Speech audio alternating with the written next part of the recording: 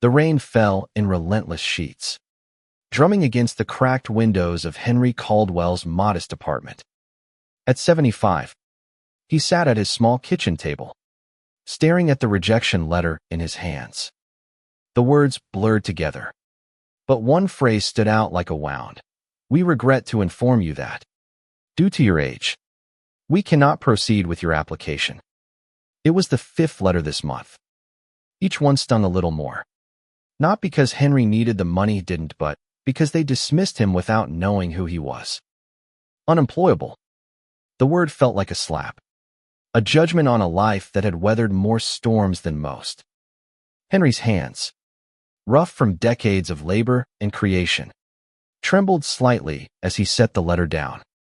His eyes, still sharp despite the years, traced the familiar lines of his apartment, a faded photo of his late wife, Margaret, smiling beside him at their first factory opening.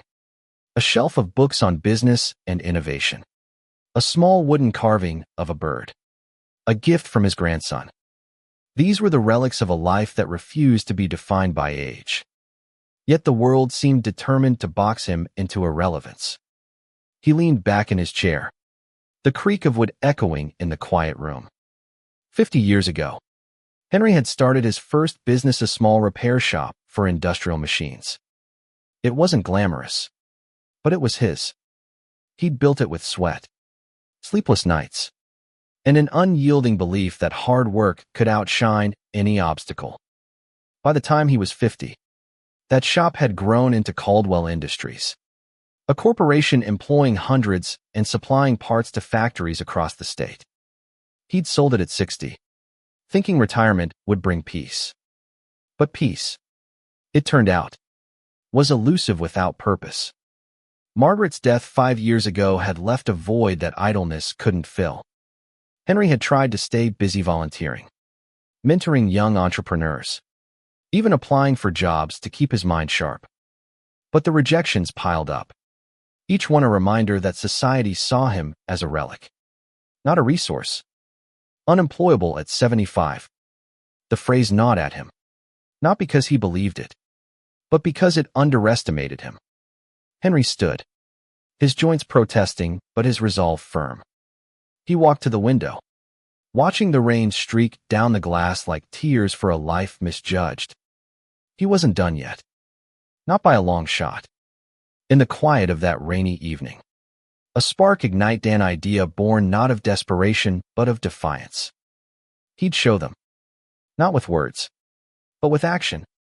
He'd build something new, something bigger than before. And this time, he'd do it in the shadows, away from the prying eyes of those who thought age defined worth. The next morning, Henry sat at his desk, a notepad in front of him. His pen moved with purpose, sketching out a plan. He didn't need their jobs. He'd create his own. He'd always been good at seeing what others missed, opportunities in the overlooked, potential in the discarded. The world was changing, and technology was leaving gaps that no one seemed to notice. Small businesses were struggling to keep up with digital demands, and larger corporations were too slow to adapt. Henry saw a niche: affordable, tailored software solutions for small manufacturers, built by a team that understood both technology and the grit of the factory floor. He spent weeks researching, calling old contacts, and studying market trends. His apartment became a war room, papers strewn across every surface, coffee mugs piling up. He reached out to Sarah, a brilliant coder he'd mentored years ago, now in her 40s and frustrated with her corporate job. "I'm starting something," Henry told her over the phone, his voice steady with conviction. "It's risky, but it's real. You in?" Sarah hesitated, then laughed. "Henry, you're 75. If you're still crazy enough to start over, I'm not missing it." Sarah brought in 2 more coders, young and hungry for purpose, and Henry found a logistics expert, Jamal, who'd been laid off from a factory that couldn't afford to modernize. Together, they formed the core of what Henry called Horizon Solutions. He didn't tell them he was funding it with his own savings, or that he'd sold his old car to cover the first month's rent for a small office space. He didn't need their pity, he needed their belief. By the end of the first month, Horizon had its first client, a struggling textile mill desperate for a way to streamline their inventory. Henry worked alongside his team, not as a boss, but as a partner, his hands as dirty as theirs. He wasn't just building a company. He was building a family, one that saw his age as wisdom, not weakness. They worked late, laughed hard, and believed in the impossible. And Henry, for the first time in years, felt alive. But the world outside their little office didn't know. To them, Henry was still the old man who couldn't get hired. And that was exactly how he wanted it. Let them underestimate him. Let them think he was finished. He'd show them what 75 years of grit could do. The office of Horizon Solutions was a far cry from the polished boardrooms of Henry's past. Tucked in a rundown strip mall, it smelled faintly of mildew and buzzed with the hum of second-hand computers. But to Henry, it was a palace of possibility. Every morning, he arrived first, brewing coffee and arranging papers. His energy infectious. His team Sarah, Jamal, and the two young coders, Mia and Ethan, fed off his drive. They didn't see a 75-year-old man. They saw a visionary who refused to quit. The textile mill project was their proving ground. The client, a gruff woman named Clara who'd inherited the mill from her father, was skeptical at first. "You're telling me a startup run by an old man and a bunch of misfits can save my business?" she'd said, arms crossed. Henry didn't flinch. "Give us 1 month," he replied, his voice calm but unyielding. "If we fail, you owe us nothing." Clara agreed, more out of desperation than faith. The team worked tirelessly, coding through the night, testing systems on borrowed equipment. Henry wasn't just a figurehead dove into the details, offering insights from his decades in manufacturing. He knew the pain points of small factories, outdated systems, tight budgets, and workers who feared technology would steal their jobs. Horizon's software wasn't just efficient. It was intuitive, designed to empower workers, not replace them. When Clara saw the demo, her skepticism melted into awe. This could change everything," she said, her voice catching. Words spread slowly, then all at once. By the end of the second month, Horizon had 3 more client small factories struggling to compete in a digital world. Henry's savings were dwindling, but the revenue was enough to keep the lights on. He hired 2 more developers and a part-time accountant, a single mother named Lena who'd been laid off from a corporate firm. "You sure about this, Henry?" she asked, eyeing the cramped office. "I'm sure about you," he replied. And that was that. Henry's days blurred into a rhythm of purpose. He woke at dawn, walked to the office to save on gas, and spent hours strategizing with his team. He listened to their ideas, challenged their assumptions, and shared stories of his own failures and triumphs. "I lost my first business to a bad partner," he told them one night over pizza. "Thought it'd kill me, but it taught me to trust my gut and to trust people like you." The team grinned, their bond tightening. They weren't just colleagues. They were a rebellion against a world that discarded the unlikely. But not everyone was cheering. Henry's old contacts from Caldwell Industries, now retired or in cushy consulting gigs, scoffed when they heard rumors of his new venture. "Henry's lost it," one said at a golf club meeting. "Starting a tech company at his age. He'll crash and burn." The words reached Henry through a mutual friend, and they stung more than the rejection letters. These were men he'd once called peers, men who'd seen him build an empire. Now they saw only his age, not his fire. Henry didn't argue or defend himself. He let the rumors swirl, let the doubters laugh. Every snide comment fueled him, not with anger, but with resolve. He didn't need their approval, he needed results. And results were coming. By the 6th month, Horizon had 10 clients and a growing reputation among small manufacturers. The team expanded to 15. Each new hire a person the world had overlooked, a veteran with a knack for logistics. A former teacher turned coder. A refugee with a gift for design. Henry saw potential where others saw flaws. And his team thrived because of it. At night, alone in his apartment, Henry sometimes felt the weight of his secret. He hadn't told anyone outside the team the full scope of his vision, to build a company that employed hundreds, not just a dozen. He hadn't told them how much of his own money he'd poured in, or how he skipped meals to stretch his budget. He didn't want their pity or their worry. He wanted their trust, and he earned it by showing up. Every day, as if he were 30 again. One evening, as the team celebrated their first profitable quarter, Sarah raised a glass of cheap wine. To Henry, she said, her eyes shining. The man who proved them wrong. The team cheered, but Henry only smiled, his heart heavy with the knowledge of how far they still had to go. He wasn't just fighting for himself, was fighting for them. For every person the world had written off. And he wouldn't stop until Horizon was undeniable. Horizon Solutions was no longer a secret. By the end of its first year, the company had 50 clients and a staff of 30, crammed into a slightly larger office that still felt like a startup's dream. The buzz around Horizon was growing, with local papers calling it the little engine that could. Henry, however, stayed out of the spotlight. He let Sarah and Jamal handle client meetings, preferring to work behind the scenes. "I'm not here for fame," he told them. "I'm here to build something that lasts."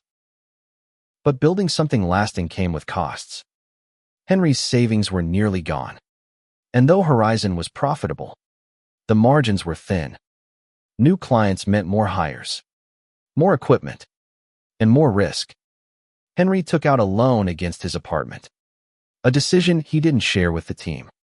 He saw the worry in their eyes when bills piled up, and he refused to let them carry that burden.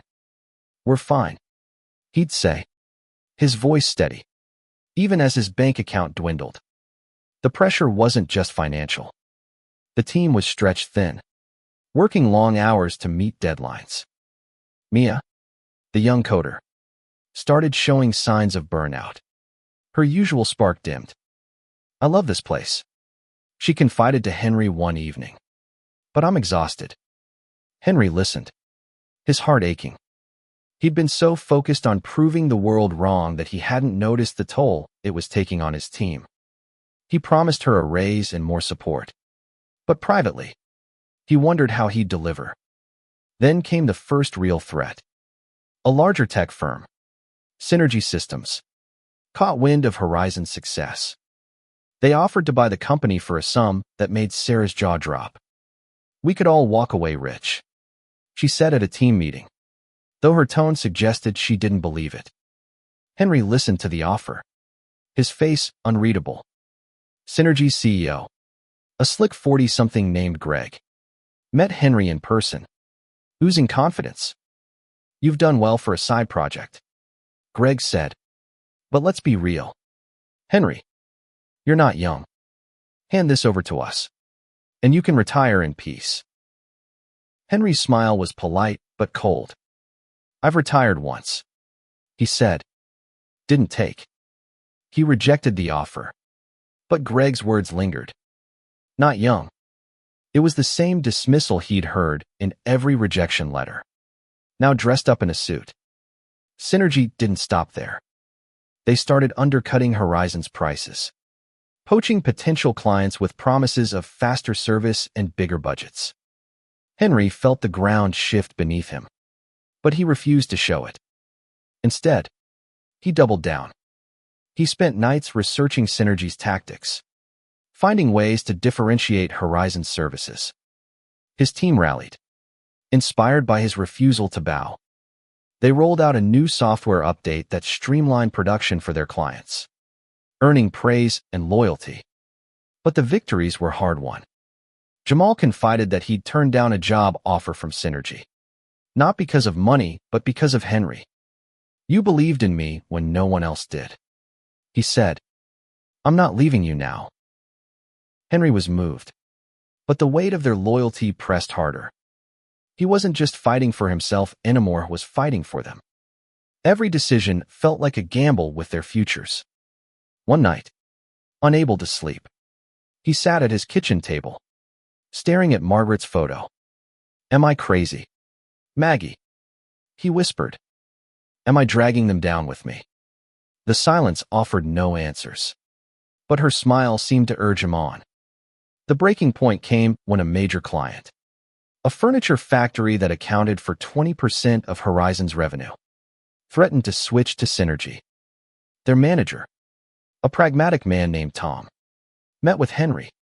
"You're doing great work," Tom said, "but Synergy's offering half the price. I've got a board to answer to." Henry felt the familiar sting of being underestimated. But this time, it wasn't just about him. If they lost this client, layoffs loomed. He couldn't let that happen. Henry called an emergency team meeting. "We're not losing this fight," he said, his voice steady despite the fear in his gut. "We're going to offer Tom something Synergy can't. Trust." He proposed a bold plan, a customized software package with ongoing support at a price that matched Synergy's, but with better service. It was a risk, cutting their margins to the bone. But Henry believed in the long game. The team agreed, pouring their energy into the project. Henry worked alongside them, his hands steady on the keyboard, his mind racing with solutions. When they presented the plan to Tom, his eyes widened. "You're betting the house on this, aren't you?" he said. Henry nodded. "We're betting on you." Tom signed the contract, and the team erupted in cheers. But Henry knew this was only a battle, not the war. Synergy was still out there, and Horizon was still vulnerable. As he locked the office that night, he felt the weight of 75 years and 30 dreams depending on him. He wasn't unemployable, but he was far from invincible. The victory over the furniture factory was a turning point, but it came at a price. Horizon's finances were stretched to the breaking point, and Henry's personal sacrifices were mounting. He'd stopped paying his own salary months ago, funneling every dollar into the company. His apartment was colder now. The heat turned low to save on bills. He ate sparingly, telling himself it was discipline, not necessity. But his team noticed. Sarah caught him skipping lunch one day and slid a sandwich across his desk. "You're not fooling anyone, Henry," she said softly. He smiled, but the worry in her eyes haunted him. The team was growing now, 50 strong, but so were the challenges. Synergy Systems hadn't backed off. They launched a smear campaign, spreading rumors that Horizon was unstable, a retirement hobby for an old man. Clients started asking questions, and Henry felt the pressure to prove them wrong. He pushed the team to take on more projects, but the pace was relentless. Mia, the young coder, took a leave of absence, her burnout too severe to ignore. Henry blamed himself, wondering if his ambition was costing them too much. Yet the team's loyalty held firm. Jamal organized team-building nights. Lena streamlined their budget. And Ethan, the other young coder, designed a new website that showcased Horizon's success stories. They weren't just employees. They were a family, bound by a shared belief in Henry's vision. Clients began to notice, not just the software, but the heart behind it. A small tool manufacturer signed on after hearing Clara's glowing review, and a food processing plant followed. Horizon was gaining ground, but every step felt like a tightrope walk. Henry's health began to falter under the strain. He hid the dizzy spells, the aches that lingered longer each morning. He couldn't afford to slow down, not when Synergy was circling like a vulture. One afternoon, Greg from Synergy showed up unannounced, his smile as sharp as a blade. You're killing yourself. Henry, he said, leaning against the office door. Sell now, and you can walk away a legend. Keep going, and you'll crash. Henry's jaw tightened. I'd rather crash than crawl, he said. Greg laughed, but there was no warmth in it. We'll see. That night, Henry collapsed in his apartment. He woke on the floor, his head pounding, Margaret's photo staring down at him. Panic surged, but he pushed it down.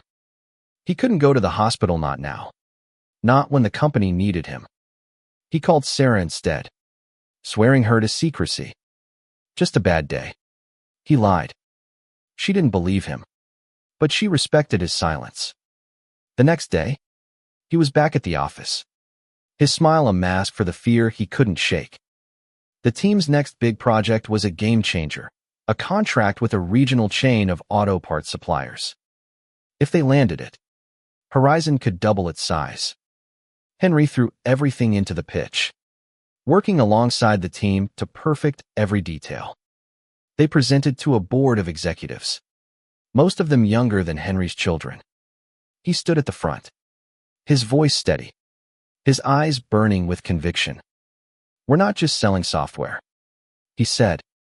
We're selling trust, built by people who know your world. The room was silent, then erupted in applause. They won the contract. The celebration was electric, but Henry felt the cracks deepening. He overheard Lena whispering to Jamal about cash flow problems, and Ethan mentioned a competitor's new AI-driven software that threatened to outpace them. Henry knew they needed more capital, more talent, more time. But time, at 75, was the one thing he couldn't buy. He started reaching out to investors, but most dismissed him outright. A 75-year-old CEO. One scoffed. That's a liability, not an asset. Desperate, Henry considered selling a stake in Horizon to a venture capital firm. It would mean giving up control, something he'd sworn never to do. He agonized over the decision, sitting alone in the office after hours, the hum of computers his only company. He thought of Margaret, of the team, of the 50 people who believed in him. Selling felt like betrayal, but failure felt worse. He needed a miracle, and he needed it fast. Then came a glimmer of hope. Clara, their first client, called with a lead, a philanthropist named Evelyn who funded underdog businesses. She's tough, Clara warned, but she loves a fighter. Henry met Evelyn at a quiet cafe, her sharp eyes sizing him up. Why do this at your age? She asked. Henry didn't hesitate. Because I can, he said, and because they deserve it. Evelyn didn't smile, but she nodded. I'll think about it, she said. It wasn't a yes, but it was enough to keep Henry going for now. Evelyn's decision hung over Henry like a storm cloud. Days turned into weeks, and her silence tested his resolve. Horizon was now a team of 75, with clients across 3 states. But the financial strain was suffocating. Henry had maxed out his credit, and the team was starting to feel the pinch-delayed paychecks, outdated equipment, and a lease they could barely afford. Henry kept the truth from them, but Sarah's sharp eyes missed nothing. We're in trouble, aren't we? She asked one evening. Henry forced a smile. We're in a fight, he said, and we're not losing. Evelyn finally called. She agreed to invest, but her terms were steep, a 30% stake in Horizon and a seat on the board. Henry hesitated. He'd built this company to prove a point, to keep control in the hands of those who believed in it. But the alternative was collapse, and he couldn't let his team down. He signed the deal, his hand steady but his heart heavy. Evelyn's investment brought breathing room new hires, better servers, a marketing budget, but it also brought scrutiny. She wasn't just an investor. She was a watchdog, questioning every move. The team sensed the shift. Jamal, usually unflappable, grew tense during meetings, and Lena started double-checking every expense. Henry tried to reassure them, but his own doubts crept in. Had he sold out? Was he still the man who'd started this to defy the odds? The questions gnawed at him, but he pushed them aside. There was work to do. Synergy Systems struck again, this time with a lawsuit claiming Horizon had stolen proprietary code. The accusation was baseless, but the legal fees were real. Henry hired a lawyer, dipping into the investment funds, and the team rallied to prove their software was original. Sarah led the charge, pulling all-nighters to document every line of code. "They're scared of us," she told Henry, her eyes fierce. "That's why they're doing this." Henry nodded. But the lawsuit was a distraction they couldn't afford. The auto parts contract became their lifeline. The project was a success, with clients praising Horizon's reliability. Word spread, and new contracts poured in. By the end of the second year, Horizon employed 150 people, a mix of young coders, seasoned factory workers, and overlooked talent from every corner of society. Henry's vision was taking shape, but the cost was etched in his face lines deeper. Eyes tired. He hid his exhaustion, but Sarah caught him taking painkillers for his aching joints. "You need to rest," she said. Henry shook his head. "Rest is for the finish line." The lawsuit was dismissed. A small victory. But Synergy didn't stop. They launched a new product that mimicked Horizon's, undercutting their prices again. Henry knew they couldn't compete on cost alone. He called a team meeting, his voice steady despite the storm inside. "We're not just a company," he said. "We're a promise to our clients, to each other. They can copy our product, but they can't copy our heart." The team erupted in cheers, and Henry felt a surge of pride. They were his legacy, not the company itself. Evelyn, true to her word, was a tough overseer. She pushed for expansion, urging Henry to open a second office. He resisted, worried about overextending. But her logic was sound: scale or stagnate. They opened a branch in a neighboring city, hiring 50 more people. The team grew to 200, and Horizon's name became synonymous with innovation and trust. Clients didn't just want software. They wanted Henry's Visiona company that valued people over profit. But the expansion brought new problems. The new office struggled with coordination, and some clients complained about delays. Henry traveled between offices, his energy flagging but his determination unshaken. He mentored new hires, shared meals with them, listened to their stories. One night, a young coder named Aisha told him she'd been homeless before Horizon hired her.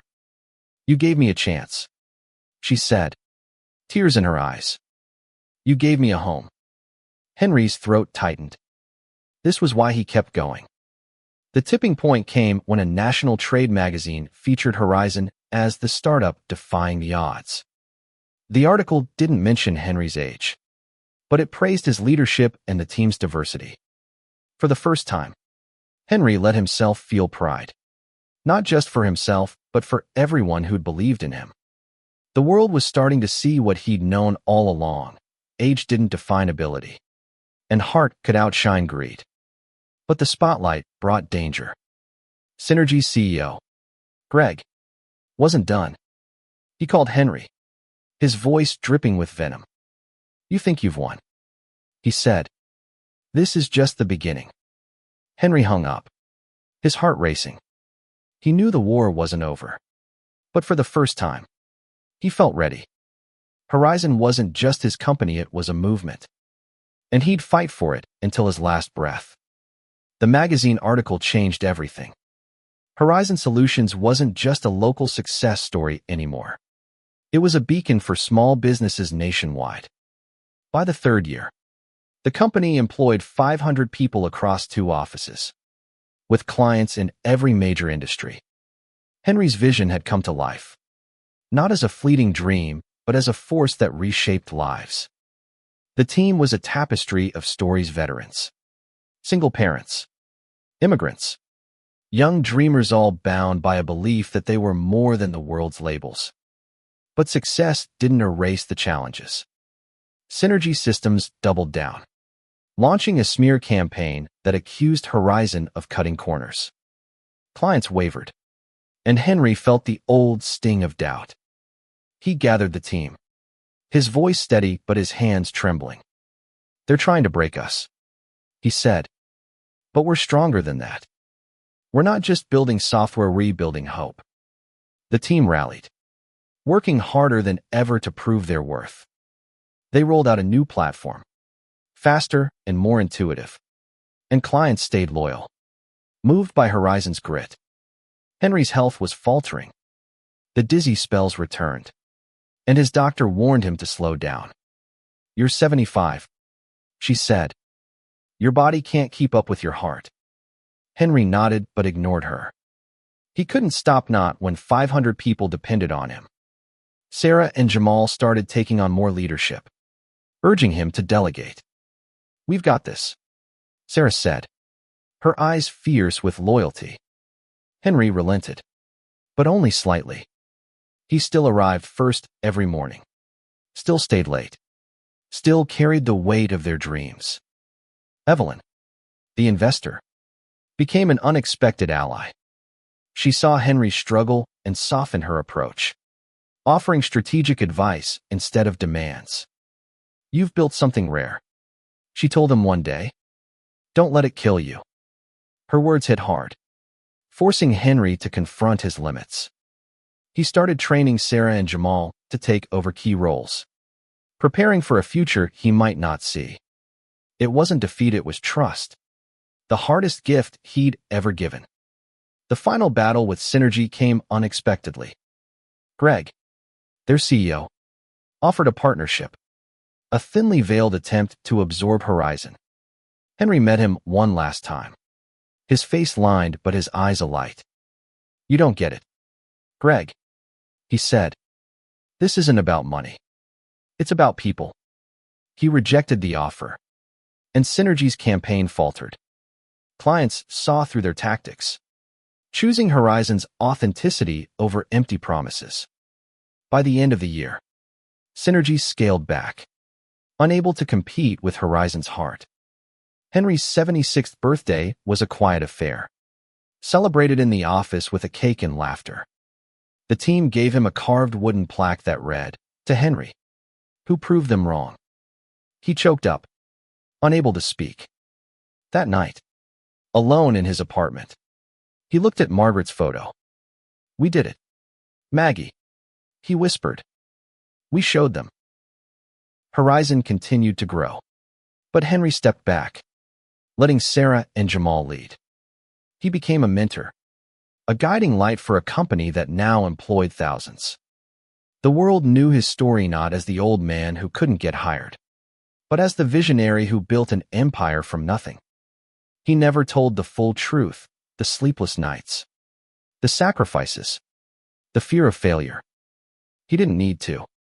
The team knew, and their gratitude was his legacy. One spring morning, Henry walked to the office, slower now but still steady. He passed a newsstand, where a headline caught his eye: Horizon Solutions, the company that defied the odds. He smiled, not because of the praise, but because of the faces behind it. 500 people, each one a story of second chances. They'd called him unemployable, but he'd employed them all, quietly, defiantly, with a heart that refused to quit. And in that moment, Henry Caldwell knew he'd won not just for himself, but for every soul the world had dared to overlook.